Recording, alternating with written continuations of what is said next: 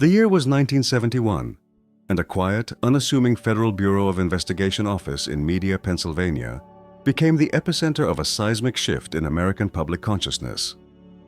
One night in March, a group of citizen activists, calling themselves the Citizens Commission to Investigate the FBI, meticulously broke into the Bureau's field office. They bypassed alarms, navigated locked doors, and emerged with over 1,000 classified documents, which they then selectively mailed to news outlets. The trove of papers, unveiled to a stunned nation, exposed a clandestine government program designed not to catch foreign spies or mob bosses, but to expose, disrupt, misdirect, discredit, or otherwise neutralize domestic political organizations.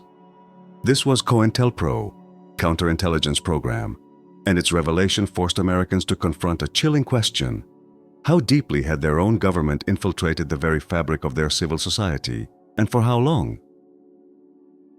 The backdrop to such a program was a nation gripped by fear, a pervasive anxiety that had settled into the American psyche following the Second World War. The Cold War, a chilling ideological standoff between the capitalist West and the communist East, cast a long shadow over domestic policy. The specter of global communism and the pervasive belief that its tendrils reached into every corner of American life fueled an intense period of anti-communist hysteria, often termed the Red Scare. Senator Joseph McCarthy's theatrics in the 1950s and the House Un-American Activities Committee's HUAC, relentless pursuit of suspected communist sympathizers, had already laid the groundwork, normalizing the idea that internal subversion was a greater threat than external aggression. In this climate, dissent itself often became conflated with disloyalty. At the helm of the Federal Bureau of Investigation for nearly 5 decades, J. Edgar Hoover forged an institution of formidable power, operating with an autonomy that bordered on absolute. Under his unwavering leadership, the Bureau evolved beyond a law enforcement agency into a sophisticated intelligence apparatus. Hoover cultivated an image of unwavering patriotism and incorruptibility, a bulwark against all threats, foreign and domestic.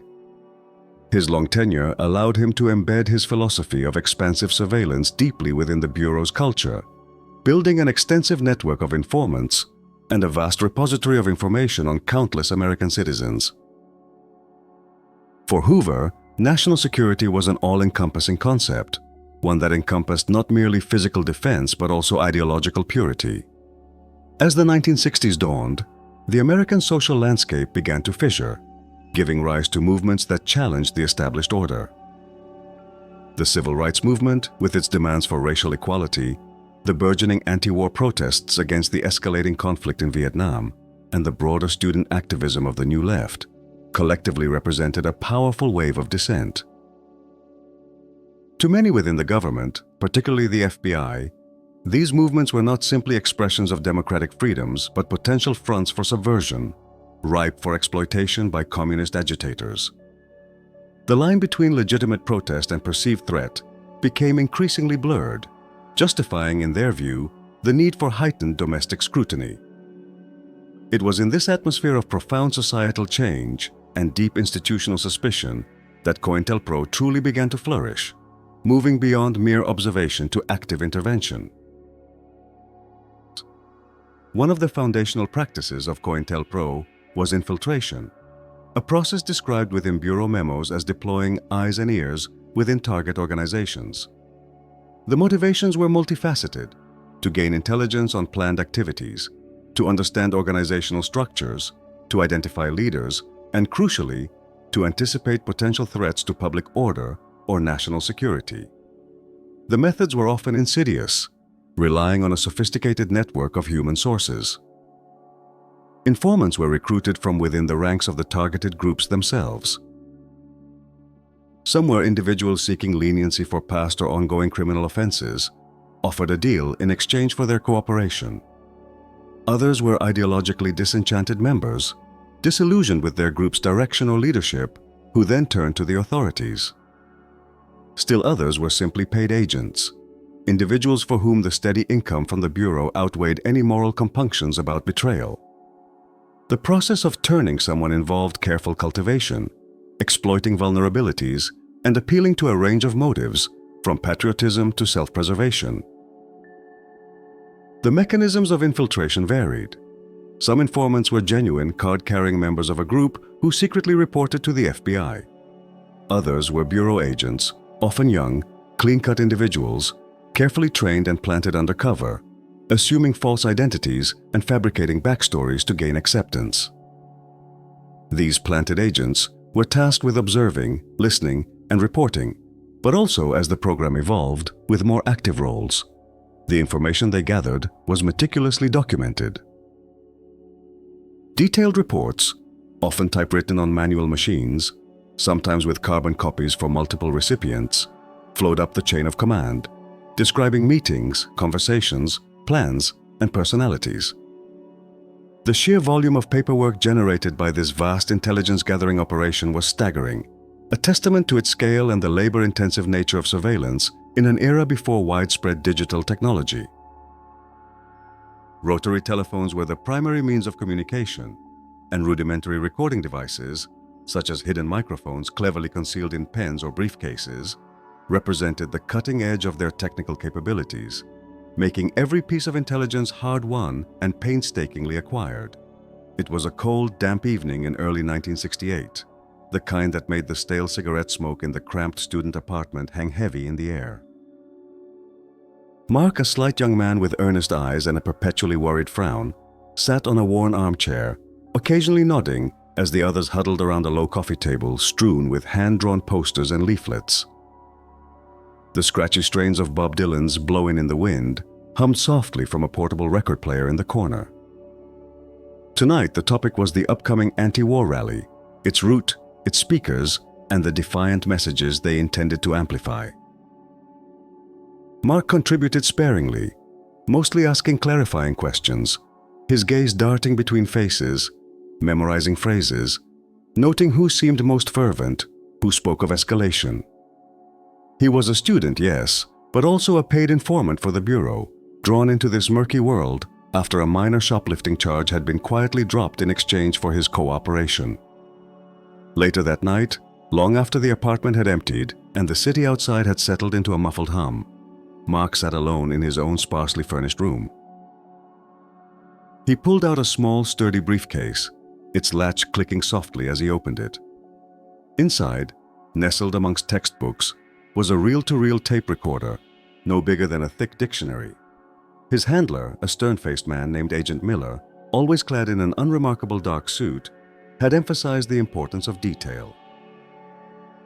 Mark pressed record, his voice a low monotone, recounting the evening's discussions, the proposed chanting slogans, the estimated turnout, the passionate rhetoric of Sarah, a sociology student with a fiery spirit, and the quiet, strategic advice offered by David, a Vietnam veteran turned peace advocate. He felt a familiar knot in his stomach, a blend of revulsion and a strange, cold sense of duty. He knew his words, once transcribed and analyzed, could have real consequences for the people he'd just shared tea with. But the memory of Miller's steely gaze and the promise of another $50, enough to cover next month's rent, pushed him onward. The tape word, faithfully capturing the echoes of a whispered betrayal. The consequences of such widespread infiltration were profound, leading to a pervasive erosion of trust within the targeted movements. A suffocating paranoia began to seep into the very foundations of activist groups. Who can we trust? Became an unspoken question hanging in the air of every meeting, every casual conversation. Every new face, every unexpected suggestion, every whispered rumor of internal strife could be, and often was, attributed to an informant. This constant suspicion fostered an environment of fear, making genuine solidarity almost impossible. Individuals hesitated to share their true thoughts or plans, fearing that their words might be twisted, recorded, and used against them. The initial objective of intelligence gathering subtly transformed into a potent tool for disruption, as the mere existence of informants, even unnamed ones, created deep fissures of distrust. From the Bureau's perspective, this was justified intelligence gathering, a necessary measure to maintain national security and prevent what they perceived as potential violence or subversive activities. They argued that groups like the Black Panther Party, with its more militant factions, or the Weather Underground, which engaged in bombings and other acts of destruction, posed genuine threats that required aggressive countermeasures. They believed they were protecting the fabric of American society from elements seeking to unravel it. However, from the perspective of the activists and their supporters, these tactics represented a blatant attack on fundamental freedoms of speech, assembly, and association, the very tenets of a democratic society. They saw their efforts to bring about social and political change being systematically undermined by their own government, not for national security, but for the maintenance of a status quo they sought to challenge. The precise motivations behind the creation and expansion of COINTELPRO remain a subject of ongoing debate among scholars and historians. According to one perspective, the program was a necessary, albeit heavy-handed measure to counter what were seen as genuine threats of subversion and domestic terrorism. Proponents of this view point to the radical fringes of certain movements, instances of violence, and the perceived influence of foreign adversaries as justifications for the Bureau's aggressive stance. They argue that in a Cold War environment, a strong intelligence apparatus was indispensable for protecting the nation from both external and internal enemies. The FBI saw itself as a guardian, preventing chaos and preserving order, even if it meant bending or breaking established rules of engagement with its own citizens. However, another more critical view posits that COINTELPRO represented a gross overreach of governmental power, targeting legitimate political dissent and seeking primarily to maintain existing social and racial hierarchies rather than protect genuine national security. This perspective emphasizes that many of the targeted groups, such as civil rights organizations and peaceful anti-war collectives, pose no credible threat of violence or subversion. Instead, their activities challenged the prevailing power structures, and the Bureau's actions were designed to neutralize these challenges. The lines between dissent and perceived subversion became dangerously blurred, allowing the FBI to categorize a wide array of legitimate political expression as a threat, thereby stifling democratic participation. This interpretation suggests that the program was less about national security and more about social control, an attempt by the state to suppress any movement that threatened the comfort and authority of the establishment. The question lingers: was it a shield against anarchy or a sword against liberty? If gathering intelligence and fostering distrust were merely the opening gambit, what more aggressive and ethically dubious tactics awaited those deemed enemies of the state when mere observation proved insufficient? What happens when surveillance shifts from the quiet act of watching to the active manipulation of reality, bending individuals and movements to the will of the state?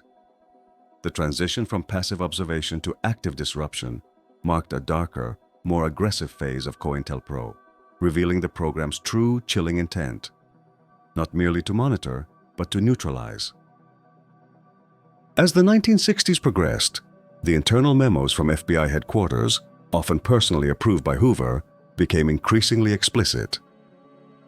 They called for tactics that would disrupt, misdirect, and neutralize target groups and their leaders. This escalation reflected a growing frustration within the Bureau that infiltration alone was not effectively quelling the rising tide of dissent. The Cold War paranoia, coupled with the profound discomfort with the rapidly changing social landscape, hardened the resolve of those at the highest levels of law enforcement. They believed that these movements, whether demanding racial equality or peace, were inherently dangerous and needed to be dismantled. The tactics employed were varied, insidious, and often deeply personal. Anonymous letters, crafted to appear as though they came from within the targeted groups, were routinely sent to members, spouses, employers, or even local authorities. These letters often contained fabricated accusations of infidelity, financial impropriety, or secret allegiances designed to sow discord and suspicion. False media reports were deliberately leaked or planted, aimed at discrediting leaders and movements in the public eye. Efforts were made to disrupt meetings, financial operations, and even personal relationships. One particularly disturbing tactic involved inciting violence between rival organizations, especially within the Black Power movement, where the Bureau fueled existing tensions between groups like the Black Panther Party and the U.S. organization, sometimes leading to fatal confrontations. fabricating evidence, orchestrating arrests on minor or trumped-up charges, and placing agents provocateurs to instigate unlawful acts were also part of the arsenal. The meticulousness with which these operations were planned and executed underscored a systematic effort to dismantle political opposition by any means necessary. In the autumn of 1969, the Black Panther Party office in Oakland, California, buzzed with the usual frenetic energy of communal purpose and constant vigilance. Huey Newton was incarcerated, Eldridge Cleaver in exile, and the remaining leadership, including Fred Hampton in Chicago, worked tirelessly to expand their breakfast programs, health clinics, and political education. One afternoon, a package arrived for Sister Akua, who managed the local chapter's community outreach. Inside, without a return address, was a crudely typeset pamphlet titled "The Real Face of the Panthers." It contained grainy, out-of-focus photographs of Akua's husband, Malik, a prominent party member, supposedly entering a hotel with a woman not his wife. The accompanying text, filled with salacious innuendo and accusations of hypocrisy, claimed Malik was embezzling funds from the breakfast program to finance his illicit affairs. Akua felt a cold dread settle in her stomach as she read the words. Her marriage had been strained by the demands of activism, but this felt like a deliberate blow designed to break her, to break them. Later that week, an anonymous phone call was made to the office. A hushed, distorted voice asking about Malik's secret stash and his white mistress. The whisper started. First, a sidelong glance from a new recruit. Then, a pointed question from a community elder about the party's financial transparency. Malik, fiercely proud, became withdrawn, his usual booming laughter replaced by a brooding silence.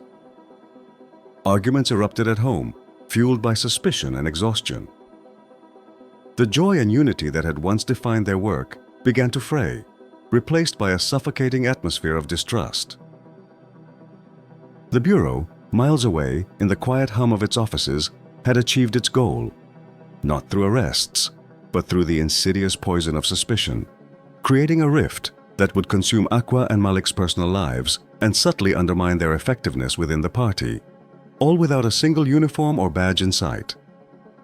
The consequences of COINTELPRO's more aggressive tactics were devastating, reaching far beyond the internal strife of activist groups. Individuals targeted by the program often suffered severe psychological toll, their reputations shattered, their careers destroyed, their families torn apart. The relentless pressure, the constant suspicion, the anonymous threats, and the public humiliation could lead to paranoia, depression, and a profound sense of isolation. For organizations, the impact was equally destructive. Disinformation campaigns sowed distrust among members, while external pressure and engineered conflicts often led to internal purges or violent confrontations. Key leaders were neutralized through arrests, sometimes on dubious charges, or discredited to the point where they could no longer effectively organize. The cumulative effect was the destruction of numerous civil rights, anti-war, and Black Power organizations, effectively silencing dissenting voices and fracturing nascent social movements. The chilling effect on dissent was palpable. People became wary of joining political groups, speaking out, or even associating with those deemed radical, fearing government reprisal.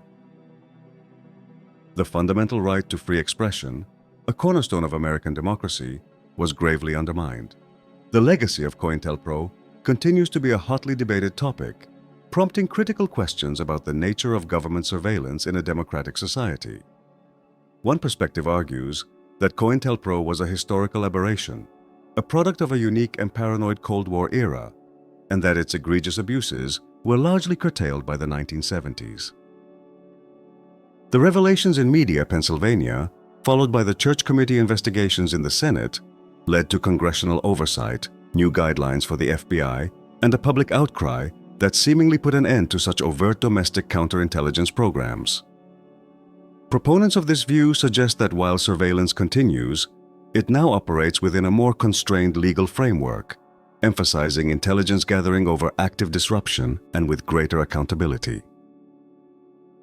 The argument is that the government learned its lesson, and while vigilance is always required, the worst excesses of COINTELPRO are firmly in the past. However, a contrasting and more skeptical view asserts that COINTELPRO's methods did not truly stop, but rather evolved, becoming more sophisticated, less overt, and arguably more pervasive. Researchers and civil liberties advocates point to the continuity of domestic surveillance activities under different names and legislative authorities. Following the September 11th attacks, for instance, the passage of the Patriot Act significantly expanded governmental powers to monitor communications and collect data on citizens, often with less judicial oversight. The rise of digital technology has provided unprecedented tools for mass surveillance, allowing intelligence agencies to collect vast amounts of information on ordinary citizens in ways unimaginable in the manual typewriter era of COINTELPRO. This perspective suggests that while the overt sabotage and character assassination tactics may have lessened, the core impulse to monitor, identify, and potentially influence domestic political activity remains, simply adapting to new legal frameworks and technological capabilities. The spirit of COINTELPRO, they argue, lives on, perhaps more subtly, but with a far greater reach, raising the uncomfortable question of whether true accountability for such pervasive power can ever be achieved.